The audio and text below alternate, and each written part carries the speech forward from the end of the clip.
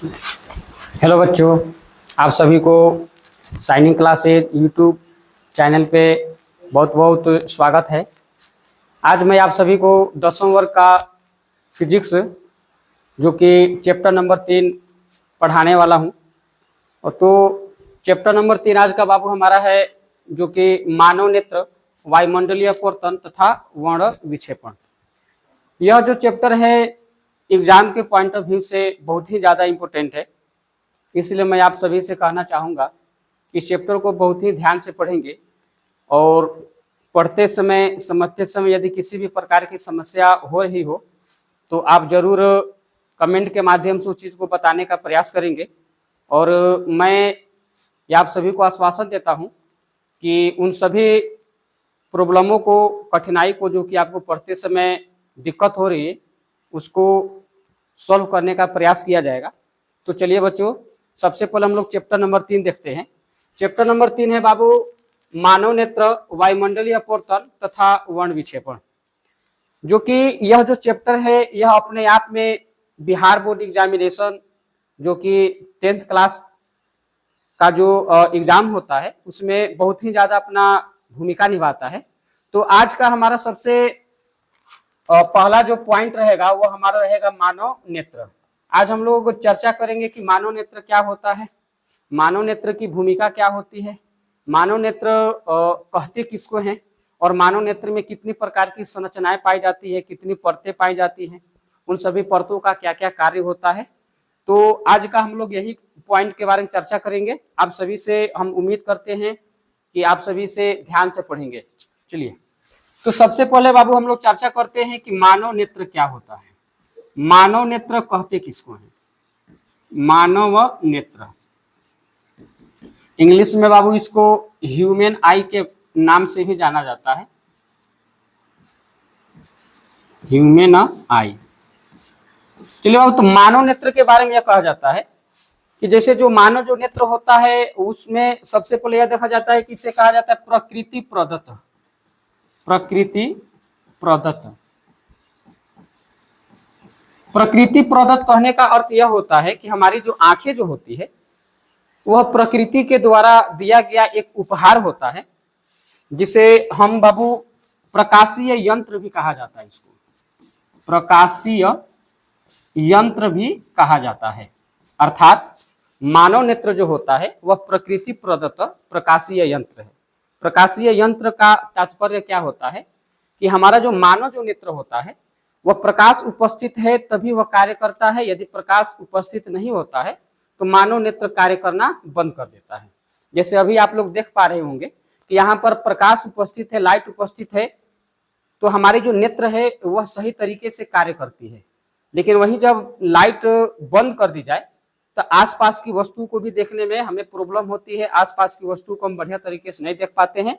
इससे यह सिद्ध होता है कि मानव जो नेत्र होता है वह एक प्रकार का प्रकाशीय यंत्र है, अर्थात प्रकाश की उपस्थिति में ही कार्य करता है। प्रकाश उपस्थित नहीं रहेगा तो यह कार्य करना बंद कर देगा। इसके बाद अगला पॉइंट यह याद रखे रहना है बाबू कि हमारी जो नेत्र जो होती है वह लगभग क्या होती है? तो गोलाकार होती है।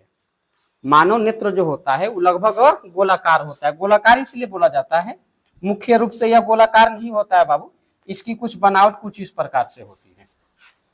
तो हम यह भी बोल सकते हैं कि यह लगभग क्या होता है? तो गोलाकार होता है, गोलाकार होता है। इसके बाद लास्ट पॉइंट यह याद रखे रहना है कि हमारा जो मानव जो नेत्र होता है इसमें किसी वस्तु का प्रतिबिंब बनता है, अर्थात मानव नेत्र की सहायता से ही हम आसपास की वस्तु को देख पाते हैं। और हम आप सभी को पिछले चैप्टर में यह पढ़ा चुके हैं कि लेंस जो होता है, लेंस में भी किसी वस्तु का प्रतिबिंब बनता है, जो कि हम आपको अवतल लेंस पढ़ाएं कि लेंस जो होते हैं वो दो प्रकार की होती है, अवतल लेंस होता है, उत्तल लेंस होता है। अवतल लेंस में भी प्रतिबिंब बनता है, उत्तल लेंस में भी प्रतिबिंब बनता है, जिसकी जानकारी आप सभी को दिया जा चुका है क्लास में। लेकिन फिर भी मैं यह चर्चा करता हूँ कि मानव जो नेत्र होता है वह किस लेंस की भांति कार्य करता है बाबू? तो याद रखे रहना है, उत्तल लेंस की भांति वह क्या करता है? उत्तल लेंस की भांति वह कार्य करता है। अब इन सभी को आपस में हम जोड़ देंगे। बोला जाता है किसी का भी डिफिनेशन याद करने का सबसे आसान तरीका जो होता है उसमें जो भी महत्वपूर्ण जो पॉइंट होता है उसको पहले याद कीजिए और उन सभी पॉइंटों को आपस में जोड़ दीजिए। तो बोला जाता है कि शब्दों को जोड़ने से जो भी आपको वाक्य का निर्माण होता है, एक्चुअली देखा जाए तो उसी को परिभाषा के नाम से क्या किया जाता है, जाना जाता है। जैसे हमने मानव नेत्र के बारे में यह देखा कि मानव नेत्र जो होता है प्रकृति प्रदत्त होता है, अर्थात प्रकृति के दिया गया उपहार होता है। साथ में हमने यह भी देखा कि मानव जो नेत्र होता है वह एक प्रकार का प्रकाशीय यंत्र होता है। हमने इसमें यह भी जाना कि जो मानव जो नेत्र होता है वो लगभग क्या होता है बाबू, तो गोलाकार होता है। हमने यह भी जाना कि मानव जो नेत्र होता है वो किस लेंस की भांति कार्य करता है, तो उत्तल लेंस की भांति कार्य करता है। अब इन शब्दों को आपस में जोड़ा जाए तो परिभाषा बन जाएगा। कैसे जोड़ेंगे बाबू, तो बोला जाता है कि मानव जो नेत्र होता है वह प्रकृति प्रदत्त प्रकाशीय यंत्र होता है जो कि लगभग क्या होता है, गोलाकार होता है। और यह लगभग किस लेंस की भांति कार्य करता है, तो यह उत्तल लेंस की भांति कार्य करता है। यदि इसमें एक और चीज पॉइंट याद रखा जाए तो कि जो हमारा जो मानव जो नेत्र होता है बाबू, उसमें जो प्रतिबिंब बनता है वह वास्तविक होता है। प्रतिबिंब जो होता है वास्तविक होता है। साथ में कैसा होता है बाबू, तो उल्टा बनता है और वस्तु से हमेशा क्या बनता है, छोटा बनता है। तो यह सबसे ज्यादा इंपोर्टेंट एग्जाम के पॉइंट ऑफ व्यू से जरूरी है कि मानव जो नेत्र होता है उसमें किसी वस्तु का प्रतिबिंब कैसा बनता है, तो वास्तविक बनता है, उल्टा बनता है और वस्तु की अपेक्षा क्या बनता है, छोटा बनता है।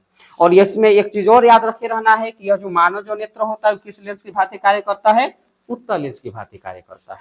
अब आपके दिमाग में यह चीजें आता होगा कि सर आप बता रहे हैं कि मानव जो नेत्र होता है उसमें वास्तविक बनता है, उल्टा बनता है, फिर भी हमें जब हम वस्तुओं को देखते हैं तो हमें सीधा क्यों प्रतीत होता है। तो इसका सिंपल सा यह जवाब होता है बाबू कि हमारा जो मानव जो मस्तिष्क है, मानव मस्तिष्क में यह संवेदना होती है, यह संवेदना उत्पन्न करता है कि यह किसी वस्तु को सीधा बना के दिखाता है। जो कि इसके बारे में आप क्लास 10th में पढ़ेंगे, चैप्टर नंबर 5 में, जो कि नियंत्रण एवं समन्वय चैप्टर है।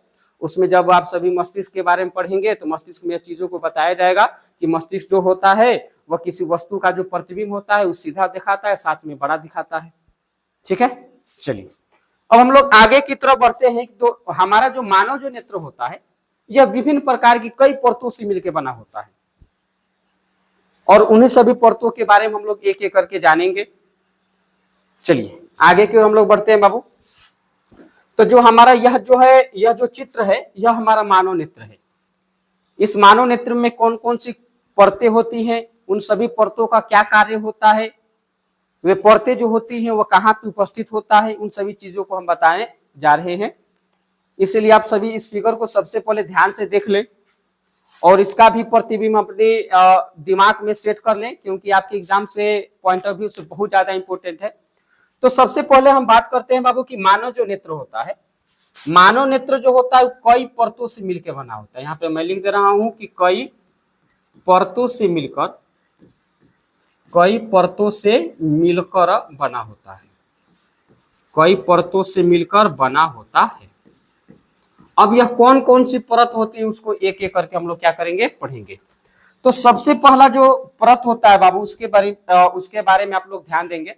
तो सबसे पहला जो परत होता है उसको बोला जाता है बाबू श्वेत पटल, श्वेत पटल, या इसी का अन्य नाम होता है बाबू दृढ़ पटल, श्वेत पटल या दृढ़ पटल। तो श्वेत पटल या दृढ़ पटल कहते किसको है बाबू, तो श्वेत पटल या दृढ़ जो पटल होता है यह बोला जाता है कि मानव नेत्र का सबसे बाहरी भाग होता है। अर्थात यहाँ पे जो आपको सफेद जो कलर का यहाँ पर जो दिखाई दे रहा है इसी को बोला जाता है श्वेत पटल या दृढ़ पटल। मैं इसको कलर करके आप सभी को दिखाने का प्रयास कर रहा हूँ कि यह जो हम कलर कर रहे हैं यही जो कलर है बाबू इसी को बोला जाता है श्वेत पटल या दृढ़ पटल के नाम से क्या किया जाता है, जाना जाता है। इसी को श्वेत पटल या दृढ़ पटल कहा जाता है। अब बाबू इसकी विशेषताएं क्या क्या है, इन सभी विशेषताओं के बारे में हम लोग पढ़ेंगे कि इनकी श्वेत पटल की क्या क्या विशेषताएं हैं। तो श्वेत पटल में सबसे पहले याद यह रखे रहना है बाबू कि श्वेत पटल जो होता है यह मानव नेत्र का सबसे बाहरी भाग होता है, जो कि क्या होता है बाबू, तो याद रखे रहना है कि यह अपारदर्शी होता है, अपारदर्शी होता है। एवं यह जो होता है यह सफेद होता है, कि सफेद मोटे चमड़े का मिलके बना होता है। कि श्वेत पटल या दृढ़ पटल जो होता है यह मानव नेत्र का सबसे बाहरी भाग होता है। अपनी आंखों को बड़ी ध्यान से देखिएगा तो हमारी जो आंखें हैं उसके बाहरी जो भाग होता है वह हल्की सफेद कलर का होता है और मोटा चमड़ा होता है, साथ में यह अपारदर्शी होता है। अपारदर्शी कहने का अर्थ क्या होता है कि मानव नेत्र के अंदर जब प्रकाश प्रवेश करता है तो वह श्वेत पटल से होकर प्रवेश नहीं करता है। ठीक है, चलिए, तो श्वेत पटल के बारे में कोई भी पूछेगा तो फिर से ध्यान दीजिएगा कि श्वेत पटल को बोलेंगे कि मानव नेत्र का जो सबसे बाहरी जो भाग होता है उसी सबसे बाहरी भाग को श्वेत पटल या दीर्घ पटल के नाम से जाना जाता है। यह क्या होता है बाबू? तो यह अपारदर्शी होता है। और क्या होता है बाबू? तो यह सफेद मोटे एवं चमड़े के मिलके क्या होता है? बना होता है। इसके बाद दूसरा नंबर में क्या होता है बाबू? तो दूसरा नंबर में याद यह रखे रहना है, सेकेंड जो पॉइंट होता है दूसरा नंबर, उसको बोला जाता है कॉर्निया। दूसरा नंबर जो होता है उसको बोला जाता है कॉर्निया। अब कॉर्निया क्या होता है? कॉर्निया को ध्यान से देखिएगा तो कॉर्निया हमारा क्या होता है बाबू? ध्यान दिया जाए कि यही जो श्वेत जो पटल है, श्वेत पटल के आगे वाला जो हिस्सा होता है यह उभरा हुआ होता है। श्वेत पटल का आगे वाला जो हिस्सा होता है वह उभरा हुआ होता है और इसी उभरे हुए भाग को क्या कहा जाता है? तो कॉर्निया के नाम से क्या किया जाता है? जाना जाता है। ठीक है, कहने का अर्थ यह है कि हमारा जो श्वेत जो पटल होता है, यही श्वेत पटल जब आगे की ओर आता है तो हल्का उठा हुआ होता है, हल्का उभरा हुआ होता है और उसी उभरे हुए भाग को ही क्या कहा जाता है? कॉर्निया कहा जाता है। अब कॉर्निया की क्या क्या विशेषताएं हैं? तो कॉर्निया की विशेषताएं यह है बाबू कि सबसे पहला पॉइंट यह याद रखे रहना है कि कॉर्निया जो होता है वह क्या होता है? तो वह पारदर्शी होता है बाबू। तो पारदर्शी होता है। पारदर्शी कहने का अर्थ यह होता है कि यदि प्रकाश किसी वस्तु से टकराकर जब नेत्र के अंदर प्रवेश करता है तो यदि देखा जाए तो मुख्य मार्ग जो होता है वो कॉर्निया से होकर जाता है। लेकिन यहाँ पर आपको सस्पिशन नहीं होना है। बहुत से विद्यार्थियों को यह होता है कि सर मानव नेत्र में जब प्रकाश प्रवेश करता है क्या वो कॉर्निया से होकर प्रवेश करता है? तो हम बोलेंगे नहीं। इसका सही जवाब यह नहीं है। मानव नेत्र में जो प्रकाश प्रवेश करता है वह बाबू आपको पुतली से होकर प्रवेश करता है। इस चीज को विशेष ध्यान रखे रहना है, अन्यथा कंफ्यूजन हो जाता है कि मानव नेत्र में जो प्रकाश प्रवेश करता है वो बहुत कोई जवाब देता है कि कॉर्नियस करता है, कॉर्नियस करता है, तो कॉर्निया जवाब नहीं होता है। हाँ, कॉर्निया से होकर जाता है, यह बात अलग है। ठीक है, तो सबसे पहले बोलेंगे कि श्वेत पटल के आगे वाला जो हिस्सा होता है यह सफेद श्वेत पटल के आगे वाला जो हिस्सा होता है यह हल्का उभरा हुआ होता है, साथ में क्या होता है? पारदर्शी होता है, जिसे क्या कहा जाता है? कॉर्निया के नाम से क्या किया जाता है? जाना जाता है। इसमें और विशेषता क्या याद रखे रहना है? तो कॉर्निया ही जो होता है, बहुत कोई जाइएगा अस्पताल में, हॉस्पिटल में जाइएगा तो उसमें बोला जाता है कि हम आंख दान किए हैं, तो बच्चा सब आंख दान नहीं होता है, बल्कि हमारी जो कॉर्निया जो होती है उसी कॉर्निया का नेत्र दान के रूप में दिया जाता है।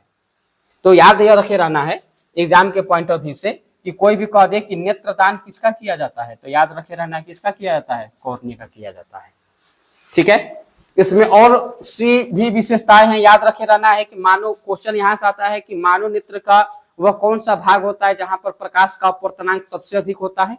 तो प्रकाश का जो सबसे अपवर्तनांक जो सबसे अधिक होता है वो याद रखे रहना है कॉर्निया ही होता है। कॉर्निया पर प्रकाश का अपवर्तनांक सबसे अधिक होता है। इससे ज्यादा आपसे कॉर्निया से संबंधित सवाल नहीं आएंगे। ठीक है, तीसरा नंबर यदि पॉइंट का हम बात करें बाबू, तो तीसरा नंबर जो पॉइंट होता है बोला जाता है कि यही श्वेत पटल का जो आगे वाला जो हिस्सा होता है, माने श्वेत पटल का जो अंदर वाला जो हिस्सा होता है यही होता है। ठीक है, मैं कलर कर दे रहा हूं। श्वेत पटल के अंदर वाला जो हिस्सा होता है यह क्या होता है बाबू? तो मोटे भूरे रंग के बना होता है। यह एक प्रकार का चमड़ा पाया जाता है, परत पाया जाता है। तो श्वेत पटल का अंदर वाला जो भाग होता है वो काले भूरे रंग की होती है, जो कि अभी क्या होता है? अपारदर्शी होता है, अर्थात इससे प्रकाश टकरा के बाहर नहीं निकलता है। ठीक है, माने प्रकाश इसको पार नहीं कर पाता है। तो याद रखे रहना है कि श्वेत पटल का जो अंदर वाला जो हिस्सा होता है, इसी अंदर वाले हिस्सा को याद रखे रहना है कि तीसरा नंबर जो पॉइंट होता है, तीसरा नंबर में पढ़ेंगे हम लोग, जिसका नाम होता है बाबू कोराइड के नाम से क्या किया जाता है? जाना जाता है।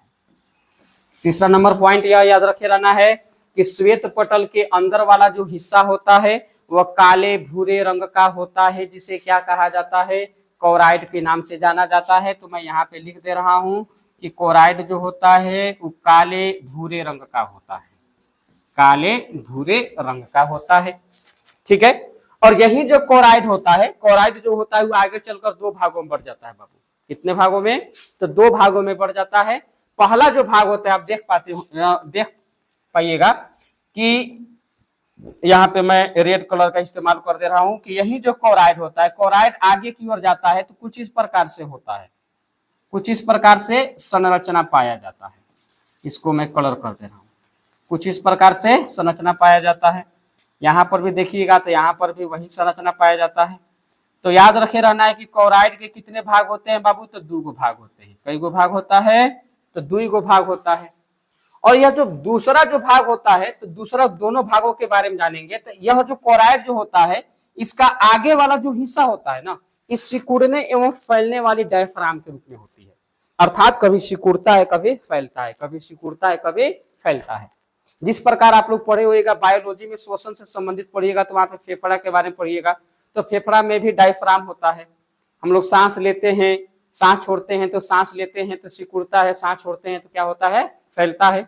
ठीक उसी डायफ्राम के भांति यहाँ पर क्या होता है बाबू कि क्लोराइड का आगे वाला हिस्सा भी सिकुड़ने एवं फैलने वाले डायफ्राम के रूप में होती है, जिसे क्या याद रखे रहना है बाबू, तो उसका जो नाम होता है वो याद रखे रहना है कि इसको आइरिस या परितारिका के नाम से जाना जाता है। आइरिस या परितारिका इसको कहा जाता है, दोनों नाम याद रखे रहना है। आइरिस या क्या कहा जाता है बाबू, परितारिका। तो क्लोराइड का जो आगे वाला जो हिस्सा होता है वो सिकुड़ने एवं फैलने वाले डायफ्राम के रूप में होती है, जिसे आइरिस या क्या कहा जाता है, परितारिका कहा जाता है। अब आइरिस या परितारिका मानव नेत्र का सबसे महत्वपूर्ण अंग के रूप में भी माना जाता है, क्योंकि आइरिस या जो परितारिका होती है, यह क्या होता है बाबू, कभी सिकुड़ता है कभी फैलता है। तो सिकुड़ने एवं फैलने से क्या क्या क्रिया जो होती है वो संपन्न होती है। तो याद रखे रहना है कि आइरिस या जो परितारिका होता है ना, यह प्रकाश की मात्रा को नियंत्रित करता है। प्रकाश की मात्रा को क्या करता है, नियंत्रित करता है। अर्थात नेत्र के अंदर कितना प्रकाश जाना चाहिए, कम जाना चाहिए, ज्यादा जाना चाहिए, उसका जो नियंत्रण करने का जो कार्य करता है वो कौन करता है, तो आइरिस या परितारिका करता है। ठीक है, सिकुड़ता है तो कम प्रकाश जाता है, फैलता है तो ज्यादा प्रकाश जाता है। साथ में बाबू यह भी याद रखे रहना है कि यही आइरिस या जो परितारिका होता है ना, यह नेत्र को रंग प्रदान करने का कार्य करता है। अर्थात हमारी जो आंखें होती है, किसी का आंख जो होता है सफेद होता है, किसी का आंख जो होता है काले रंग का होता है, किसी का जो आंख होता है वो भूरे रंग का होता है, किसी का आंख जो होता है वो नीले रंग का होता है। तो आंख का जो रंग होता है वो किस प्रकार का होगा, उसको जो डिसाइड करने का कार्य करता है वो कौन करता है, तो आइरिस या परितारिका। तो याद रखे रहना है कि यह क्या होता है बाबू कि नेत्र का रंग जो होगा वो किस प्रकार होगा, वो किस पर डिपेंड करता है, तो आइरिस या परितारिका पर करता है।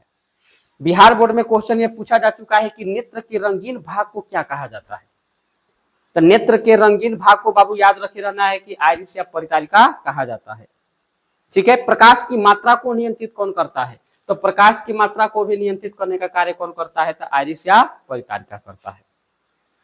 ठीक है, आगे की ओर बढ़ते हैं। तो यही जो क्लोराइड होता है, क्लोराइड का आगे वाला जो हिस्सा होता है, इसके बारे में हमने पढ़ लिया कि इसे आइरिस या क्या कहा जाता है, परितारिका कहा जाता है।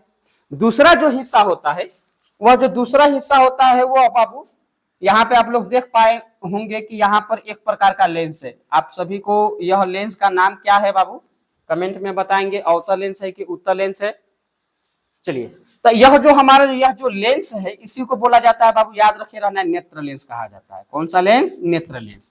अब यह नेत्र लेंस क्या है, अवतल है उत्तल है, आप सभी कमेंट बॉक्स में जरूर जवाब देंगे। तो यही जो नेत्र लेंस होता है ना, इसी नेत्र लेंस को एक प्रकार की मांसपेशियां ऐसे पकड़े रहती है। नेत्र लेंस को क्या होता है बाबू, ऐसे नेत्र लेंस को ऐसे मांसपेशियां क्या होता है, पकड़े रहती है। झाली नुमा उसको बोला जाता है कि झाली नुमा जैसी संरचना पाया जाता है, जो नेत्र लेंस को क्या करता है, पकड़ के रखता है।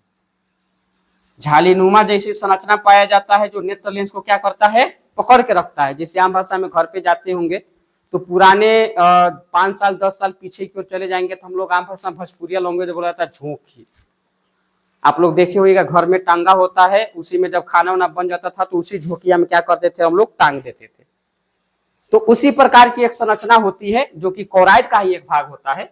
तो याद रखे रहना है कि नेत्र लेंस को जो पकड़ने वाली जो भी मांसपेशियां होती है, जो भी संरचना होता है ना, उसको क्या कहा जाता है बाबू, तो उसको याद रखे रहना है। उसको मैं थोड़ा सा छोटा कर दे रहा हूं, ठीक है। चलिए, उसको याद रखे रहना है बाबू कि इसको क्या कहा जाता है, तो उसको कहा जाता है सिलियरी मांसपेशियां कहा जाता है, सिलियरी मांसपेशिया कहा जाता है। सिलियरी मांसपेशिया या इसी का अन्य नाम होता है बाबू पक्षमाभी पेशिया के नाम से भी क्या किया जाता है, जाना जाता है। तो याद रखे रहना, हमने बताया कोराइड के दो भाग होते हैं। पहला भाग होता है बाबू आइरिस या परिचारिका होता है। दूसरा भाग जो होता है बाबू वह हमारा होता है पक्षमाभी या सिलियरी पेशिया होता है। यह करता क्या है बाबू, इसका कार्य क्या होता है, तो यह नेत्र लेंस को पकड़ के रखता है। और नेत्र लेंस को पकड़ के रखता है तो नेत्र लेंस को पकड़े रहने के कारण ही यह क्या करता है कि फोकस दूरी को घटाने और बढ़ाने का कार्य करता है। अर्थात कहने का अर्थ यह होता है कि आप देख पाते होंगे कि नजदीक रखी भी कोई वस्तु होता है फिर भी हम उसे साफ साफ देख लेते हैं। कोई वस्तु दूर पर रखा होता है, अनंत पर रखा होता है, तब भी हम उसका साफ साफ देख पाते हैं। तो नेत्र जो होता है वो निकट रखी वस्तु को भी साफ साफ देख लेता है, दूर रखी वस्तु को भी साफ साफ देख लेता है। ऐसे कैसे हो पाता है? तो इसको जो कंट्रोल करने का कार्य करता है, कुल अर्थ में देखा जाए शॉर्ट में, तो फोकस दूरी को घटाने बढ़ाने का जो कार्य करता है बाबू ना, वो कौन करता है हमारा बाबू, तो सिलियरी मांसपेशिया करता है।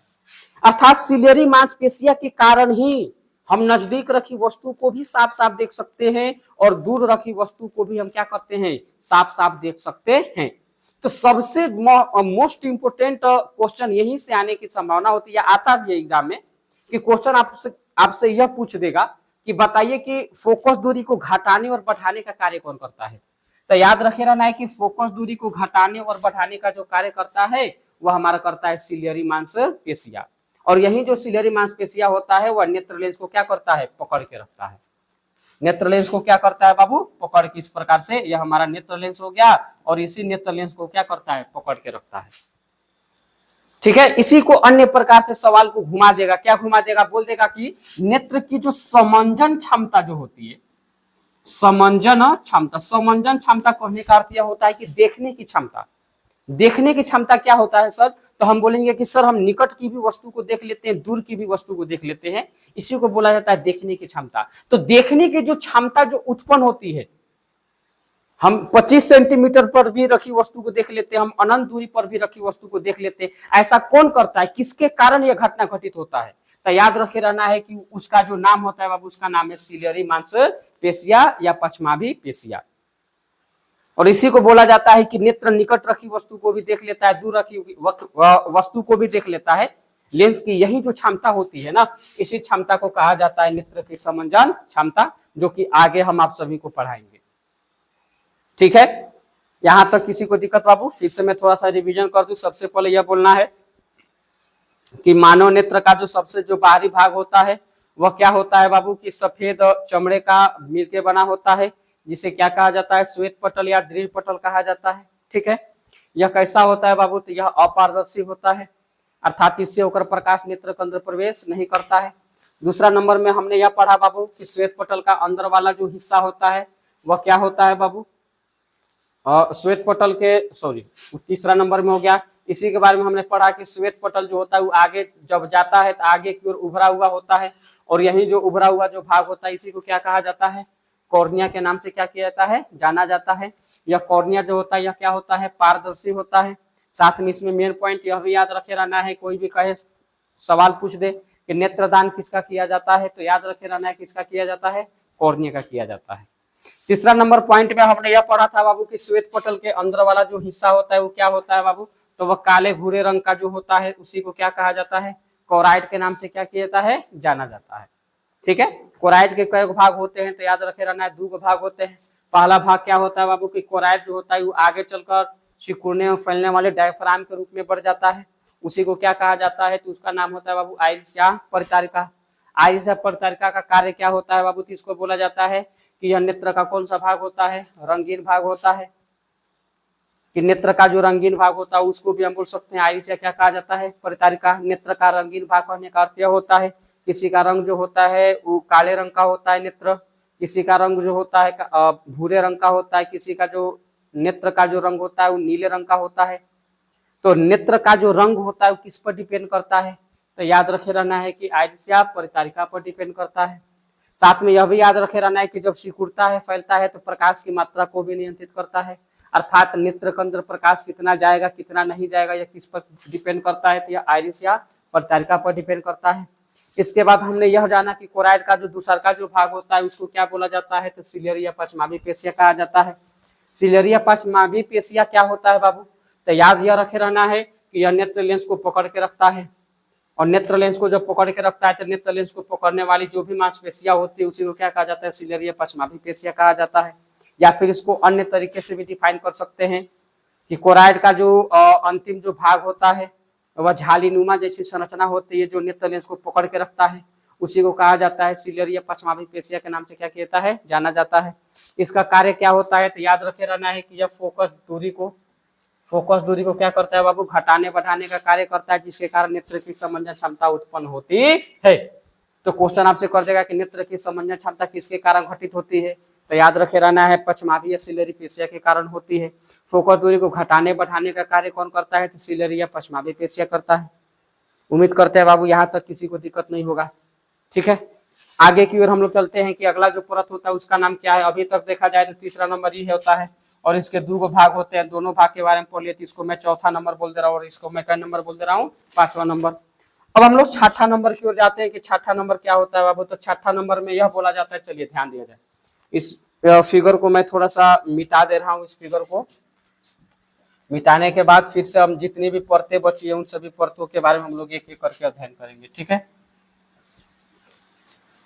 चलिए आगे की ओर जब जाइएगा तो याद रखे रहना है बाबू कि यह जो भाग जो होता है,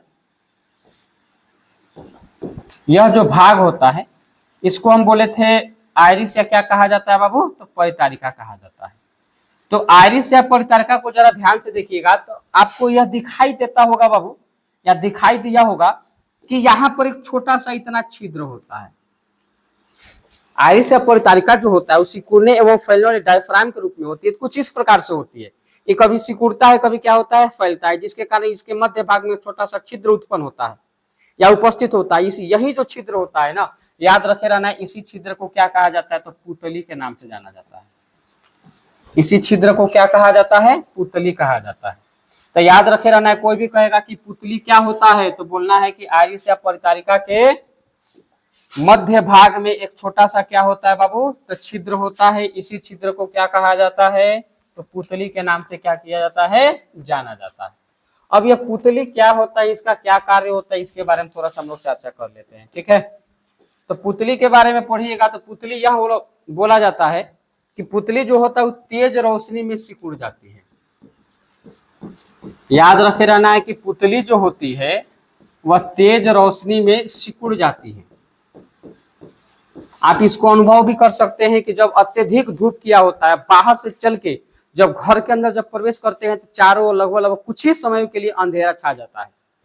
क्यों अंधेरा छा जाता है, क्योंकि जब आप धूप में से अर्थात अत्यधिक जब प्रकाश उपस्थित होता है, वहां से जब कम प्रकाश को जब आते हैं ना, तो हमारी जो पुतली जो होती है वो सिकुड़ी होती है। और जैसे ही आप कम प्रकाश वाले क्षेत्र में जाते हैं तो हमारा नेत्र जो होता है वहां पर अधिक प्रकाश को खोजता है, और जब अधिक प्रकाश को खोता है जिसके कारण प्रकाश भरपूर मात्रा में नेत्र के अंदर प्रवेश नहीं कर पाता है, प्रकाश भरपूर मात्रा में नहीं मिल पाता है। इसी कारण आसपास की वस्तु कुछ ही समय के लिए हमें दिखाई नहीं देता है। इसका मुख्य रीजन यह होता है कि तेज प्रकाश में पुतली जो होती है वो सिकुड़ जाती है। ठीक है, यहीं पर देखिएगा आप लोग क्या किया जाता है कि यदि आपके नेत्र में लाइट को जला दिया जाए तो आप क्या होते हैं, आम भाषा में बोला जाता है चकचोनिया गई। चकचोनियाना का अर्थ यह होता है कि नेत्र के अंदर प्रकाश जो होता है जैसे ही तेज प्रकाश आता है पुतली एकदम से क्या हो जाती है, सिकुड़ जाती है।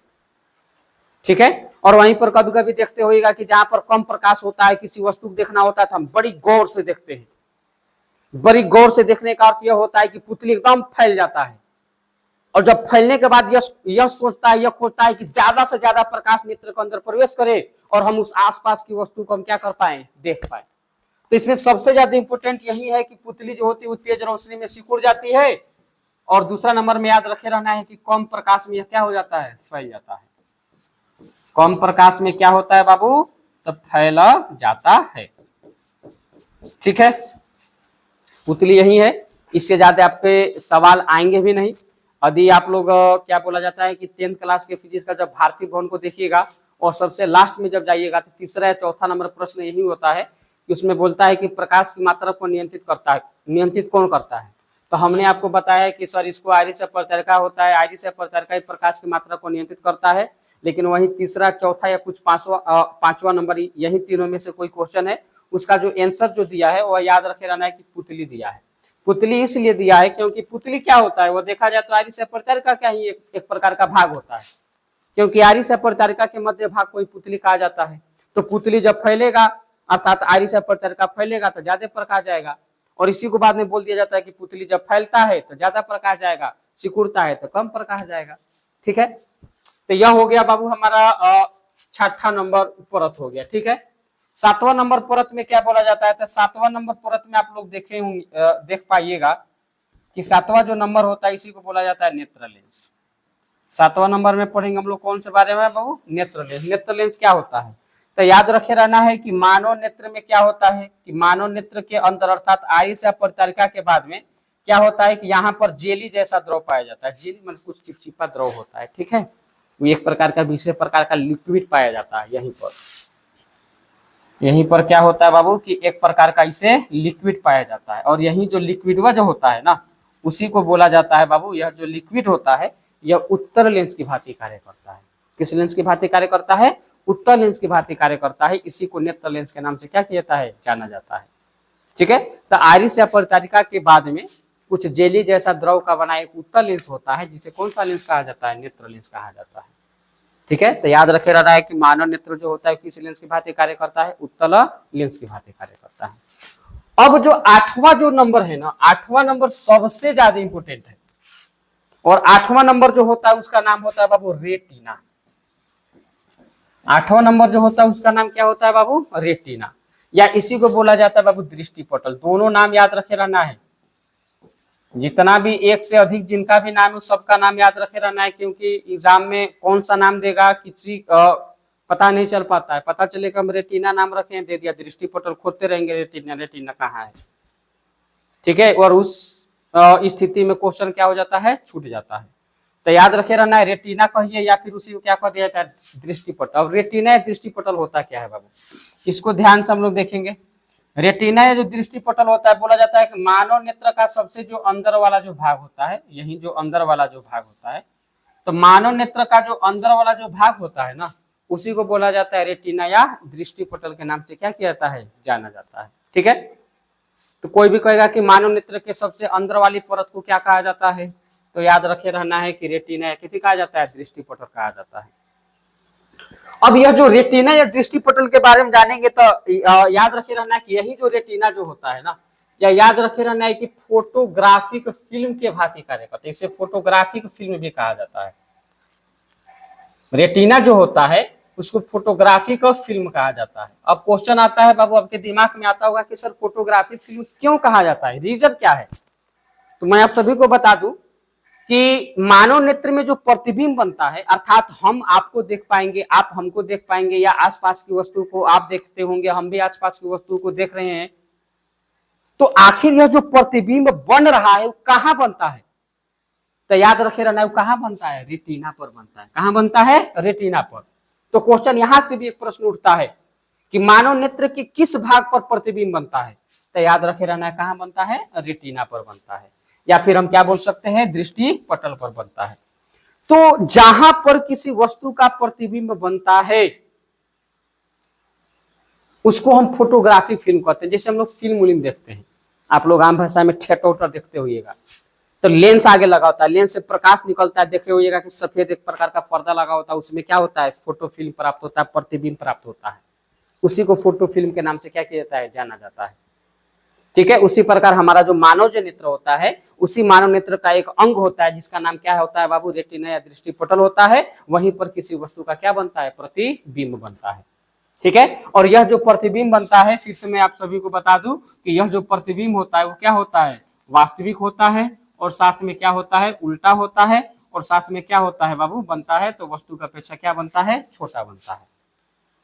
ठीक है, किसी को दिक्कत नहीं है। ठीक है, दिक्कत होगा तो आप कमेंट बॉक्स में बता सकते हैं। यदि किसी भी टॉपिक को लेकर यदि समस्या हो रहा है तो आप सभी कमेंट बॉक्स में जरूर बताएंगे। आप सभी का उस क्या बोला जाता है कि जो भी प्रश्न में दिक्कत हो रहा है या कोई भी टॉपिक जो होता है अभी तक जो समझाए हैं उसमें समस्या हो रहा है तो उसको हम कोशिश करेंगे बेहतर ढंग से और तरीके से बताने के लिए। ठीक है, अब यही जब रेटिना या दृष्टिपटल के बारे में पढ़िएगा ना, तो रेटिना या जब दृष्टिपटल के बारे में पढ़िएगा तो यह दो भागों बटा जाता है। अर्थात रेटिना जो दृष्टिपटल होता है दो प्रकार की कोशिकाओं से मिलकर बना होता है, एगो क्षण कोशिका होता है और दूसरा शंकु कोशिका होता है। ठीक है, अब क्षण कोशिका या शंकु कोशिका क्या होता है उसके बारे में मैं थोड़ा सा आप सभी को चर्चा कर दूं कि यही रेटिना जो होता है, रेटिना जो होता है वो याद रखे रहना है कि दो प्रकार की कोशिकाओं से मिलकर बना होता है। पहला नंबर में होता है बाबू क्षण कोशिका, और दूसरा नंबर में होता है बाबू शंकु कोशिका।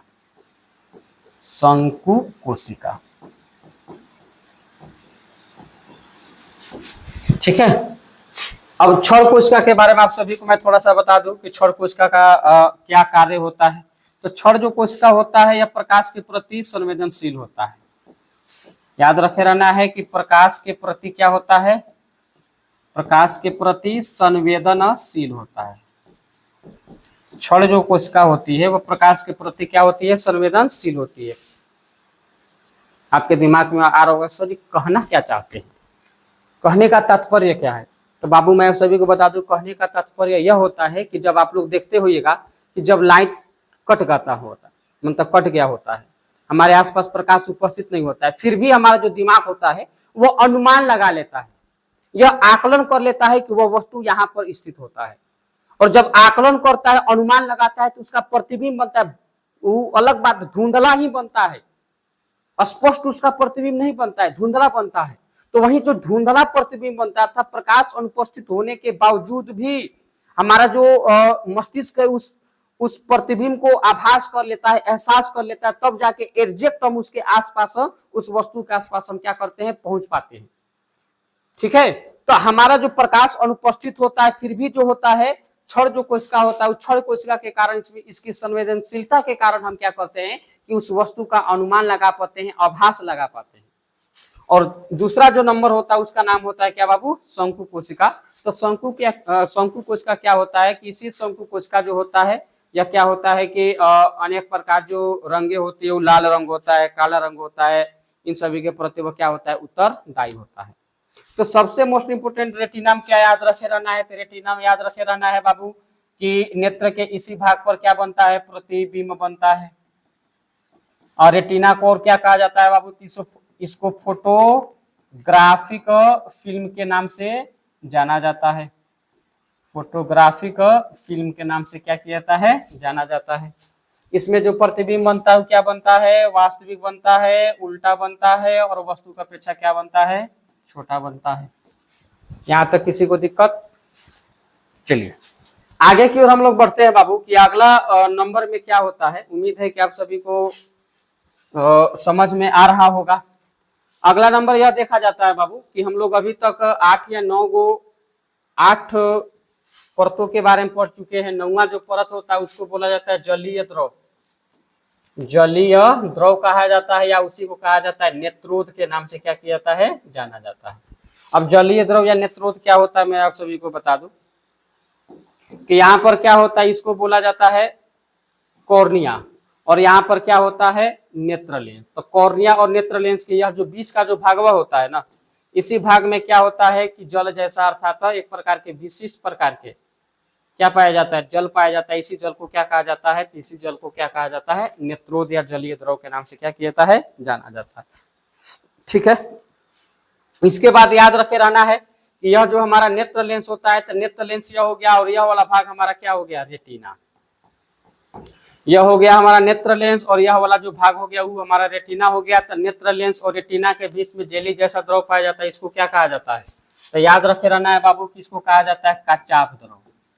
कच्चाभ द्रव कहा जाता है। इसको याद रखने के लिए हम बोल देते हैं कच्चा बादाम। गाना वाना आप लोग सुने होंगे कि इसको याद करना बहुत ही आसान होता है। कच्चा बादाम याद रखे रहिएगा, तो इसको कच्चाभ द्रव या कच्चाभ द्रव के नाम से भी क्या किया जाता है, जाना जाता है।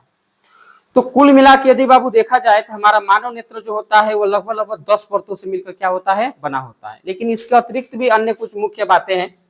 उन्हीं मुख्य बातों में मैं आप सभी के समक्ष चर्चा करना चाहता हूं कि मुख्य बातें क्या है बाबू। तो जब हम रेटिना के बारे में पढ़ेंगे, अर्थात हम जब मानव नेत्र के बारे में पढ़ें कि मानव नेत्र क्या होता है, तो मानव नेत्र का संरचना स्ट्रक्चर कुछ इस प्रकार से बनाया जाता है। यहाँ पर क्या होता है बाबू कि यहाँ पर झालीनुमा जैसी संरचना होती है, आगे वाला भाई आइएगा तो सिकुड़ने एवं फैलने वाली डायफ्राम के रूप में होती है, इसे कुछ होता है। और यहीं पे हमारा क्या होता है, नेत्र लेंस होता है। ठीक है, तो अब जरा याद रखे रहना है कि इसको बोला जाता है रेटिना। मैं बोल दे रहा हूँ, क्या बोल दे रहा हूँ, रेटिना। और हमने यह बोला कि रेटिना पर ही किसी वस्तु का क्या बनता है, प्रतिबिंब बनता है। तो क्या होता है कि रेटिना का कोई एक मेन पॉइंट, मान लेते हैं कि यह पॉइंट हम मान लिए, इस पॉइंट पर क्या हो रहा है कि कोई प्रतिबिंब बन रहा है, फिर भी हमको वह दिखाई नहीं दे रहा है, तो बोला जाता है रेटिना पर स्थित वह बिंदु जहां पर बना प्रतिबिंब हमको दिखाई नहीं, बिल्कुल ही दिखाई नहीं देगा, तो याद रखे रहना है उसको कौन सा बिंदु कहा जाता है, तो उसको अंध बिंदु के नाम से क्या किया जाता है, जाना जाता है। अंध बिंदु के नाम से क्या किया जाता है, जाना जाता है। और जहाँ रेटिना पर ही एक और बिंदु होता है जहां पर किसी वस्तु का यदि प्रतिबिंब बनता है तो वह हमें स्पष्ट रूप से क्या होता है, दिखाई देता है, तो उसको याद रखे रहना है, पीत बिंदु। कौन बिंदु कहा जला बाबू, पीत बिंदु कहते हैं। ठीक है, चलिए यहां तक यह हो गया हमारा बाबू मानव नेत्र की परत। या मानव नेत्र क्या होता है, मानव नेत्र विभिन्न परतों से मिलकर क्या होता है, बना होता है। चलिए उसको एक बार फिर से हम लोग रिवीजन की ओर देख लेते हैं। ठीक है, सबसे पहला नंबर में हम लोग पढ़ा बाबू कि हमने क्या पढ़ा, हमने यह पढ़ा कि मानव नेत्र के बारे में पढ़ा। मानव नेत्र के बारे में हमने यह पढ़ा कि सर यह प्रकृति प्रदत्त होता है, सर यह क्या होता है, प्रकाशीय यंत्र होता है, सर यह कैसा होता है, तो गोलाकार होता है, सर यह कैसा होता है, तो उत्तल लेंस की भांति क्या करता है, कार्य करता है। मानव नेत्र जो होता है उसमें जो प्रतिबिंब बनता है वास्तविक होता है, उल्टा होता है, और क्या होता है, वस्तु से छोटा होता है। ठीक है, आप लोग के दिमाग में आता होगा कि सही तो हमको जितना बड़ा वस्तु होता है उतना ही कैसे दिखाई देता है, तो यह मस्तिष्क कंट्रोल करता है। मस्तिष्क के बारे में पढ़िएगा तब तो आपको पता चलेगा। ठीक है, चलिए आगे की ओर हमने यह देखा था बाबू कि आगे के बारे में हमने यह पढ़ा था। ठीक है, और जब हम यह पढ़े थे तो हम आपको बता दे रहे हैं लास्ट बार कि मानव नेत्र का जो सबसे बाहरी जो भाग होता है वह सफेद मोटे चमड़े का मिलकर बना होता है, जिसे क्या कहा जाता है, तो याद रखे रहना इस वाले भाग को श्वेत पटल कहा जाता है। कौन पटल कहा जाता है, श्वेत पटल। श्वेत पटल आगे आके कुछ उभरा हुआ होता है, कुछ उठा हुआ होता है। इस उभरे हुए भाग को क्या कहा जाता है, तो कॉर्निया के नाम से क्या किया जाता है, जाना जाता है। कॉर्निया के बाद हमने यह पढ़ा था बाबू कि श्वेत पटल का अंदर वाला जो भाग होता है काले भूरे रंग का चमड़े का बना होता है, जिसे क्या कहा जाता है बाबू, तो इसको हम बोले थे कोराइड कहा जाता है। क्या कहा जाता है, कोराइड कहा जाता है। कोराइड के बारे में पढ़ने के बाद हमने यह पढ़ा था बाबू कि कोराइड आगे आके कितने भागों में बढ़ जाता है, दो भाग में। यह होता है हमारा पहला नंबर और यह होता है हमारा क्या नंबर, दूसरा नंबर। पहला वाला जो भाग होता है ये सिकुड़ने फैलने वाले डायफ्राम के रूप में होते हैं, जिसे क्या कहा जाता है, आइरिस कहा जाता है। ठीक है, और इसके बाद जो होता है अंतिम वाला जो भाग होता है कोराइड का, वो क्या होता है कि नेत्र लेंस को पकड़ने का कार्य करता है। मांसपेशिया होता है, मांस होता है, उसी को क्या कहा जाता है, तो याद रखे रहना है, सिलियरी पेशिया कहा जाता है। सिलियरी पेशिया या पछमाभी पेशिया के नाम से उसको क्या कहता है, जाना जाता है। इसके बाद हमने यह पढ़ा था सर कि आइरिस या परिचारिका के मध्य में एक छोटा सा क्या होता है, छिद्र होता है। इसी छोटा सा छिद्र को क्या कहा जाता है, पुतली कहा जाता है। पुतली के बारे में हमने यह पढ़ा था कि यह तेज रोशनी में सिकुड़ जाती है, कम प्रकाश में क्या हो जाती है, फैल जाती है।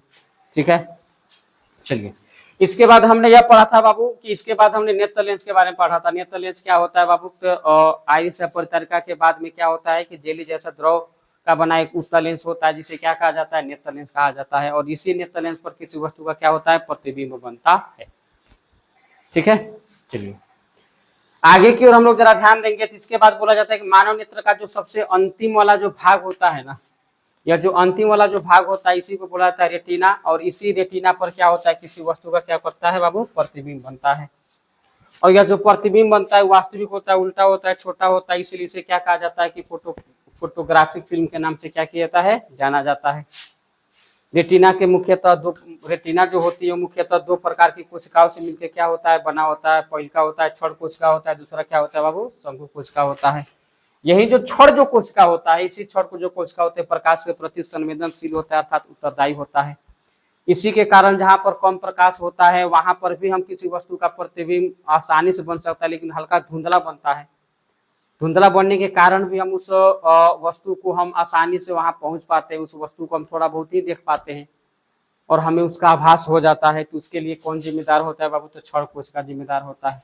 शंकु जो कोशिका होता है इसी के कारण जो होता है वो काला, लाल, नीला हरा के प्रति शंकु कोश क्या होता है, उत्तरदायी होता है, माने वैसे प्रकाश के प्रति उत्तरदायी होता है। ठीक है, इसके बाद हमने यह पढ़ा था बाबू कि आगे आइएगा तो यही जो होता है कॉर्निया होता है, यहाँ पर क्या होता है, नेत्रतल दोनों के बीच में विशेष प्रकार का द्रव पाया जाता है जिसे क्या कहा जाता है, तो हमने बोला था जलीय द्रव के नाम से क्या किया जाता है, जाना जाता है। इसके बाद हमने यह पढ़ा था कि नेत्र लेंस पढ़े थे, रेटिना पढ़े थे, दोनों के बीच में जेली जैसा द्रव पाया जाता है और इसी द्रव को क्या कहा जाता है बाबू, तब चाप द्रव के नाम से क्या किया जाता है, जाना जाता है। हमने अंध बिंदु के बारे में भी पढ़ा था, पीत बिंदु के बारे में भी पढ़ा था। ठीक है, तो यही है हमारा मानव नेत्र। अब इस मानव नेत्र के पढ़ने के बाद हम क्या करेंगे बाबू, तो मानव नेत्र की क्रिया विधि के बारे में हम लोग देखेंगे कि हमारा जो मानव जो नेत्र होता है वो किस प्रकार कार्य करता है। इसको हम लोग अगले क्लास में हम लोग समझेंगे कि मानव जो नेत्र होता है वह किस प्रकार कार्य करता है। तो मानव नेत्र की जो तुलना की गई है वह कैमरा से किया गया, जो कि जो DSLR होता है, आप लोग स्टूडियो में जाते होंगे, जब स्कूल में फोटो मांगा जाता है तो वहाँ पे फोटो खिंचाने आप लोग जाते होंगे, तो वहाँ पे फोटो कैमरा देखे होंगे।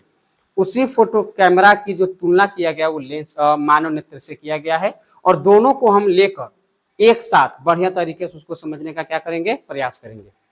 ठीक है, और आज हम जो भी चीजें आप सभी को समझाए हैं, पढ़ाए हैं, आप सभी को व्हाट्सएप ग्रुप में सेंड कर दिया जाएगा, और सभी विद्यार्थी आप सभी इन नोट्स को फेयर कॉपी या नोट्स में उसको उतारने का क्या करेंगे, प्रयास करेंगे, उतार लेंगे, और साथ में उसका हमेशा रिवीजन करते रहेंगे।